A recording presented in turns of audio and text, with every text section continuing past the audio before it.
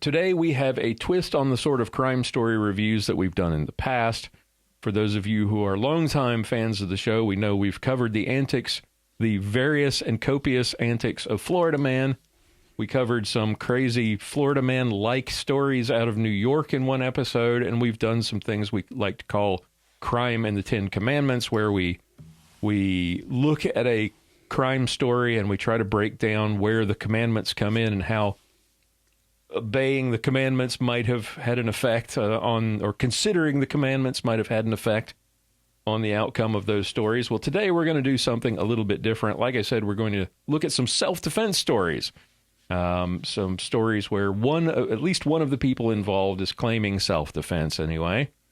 So this first one is fairly straightforward. This one's out of Tennessee. This was in May of this year. It looks like Nashville, Tennessee. Man claims self-defense after shooting and killing Peeping Tom.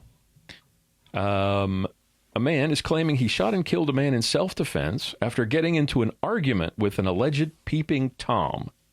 The Metro Nashville Police Department said 25-year-old Adrian Mosley shot 21-year-old Jeffrey Hardney Jr. during a dispute outside of an apartment complex in Tennessee, according to a news release. Police said Mosley confronted Hardney after Hardney was allegedly peering into windows, according to residents of another apartment. Mosley initially, here's where it gets fun, he initially denied going outside with a gun and told police there are no guns inside of his apartment. So he went outside, he told the police he did not go outside with a gun. There are no guns in the apartment, but somehow the guy he confronted ended up dead. Shot dead. Interesting claim. Let's see how that strategy works out for him, Cotton. Detectives found part of an AR-style rifle, a 30-round 9mm magazine, and a 9mm drum magazine in the apartment. So technically not a gun. Mosley apparently told police that he tossed the other part of the rifle and a pistol into the woods before the police arrived. Oh, no. And they have not been recovered. So it's a bit of a red flag. First claim you don't have any guns, but then when they find parts of the guns, admit that you threw them in the woods.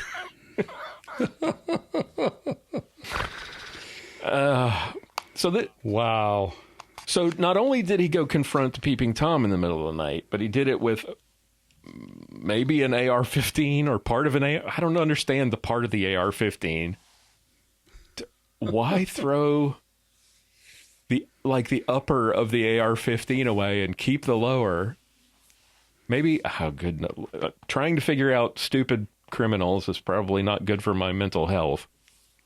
No. So Mosley, though, after telling them that he didn't have a gun and then telling them that he did have a gun and he threw it in the woods, he's maintaining that he did fire, but only after the man started shooting at him first. So this guy could have saved himself a lot of trouble if he said, "Officers, he was shooting at me and I shot back." Exactly. Although so far, something tells me that there would have been no evidence that he was shot at to begin with. Yeah, they did find a handgun on the guy that was shot, or near him. So we don't know if that's like planted, or we don't know if it was actually in his possession. The article simply says it was near him at the scene.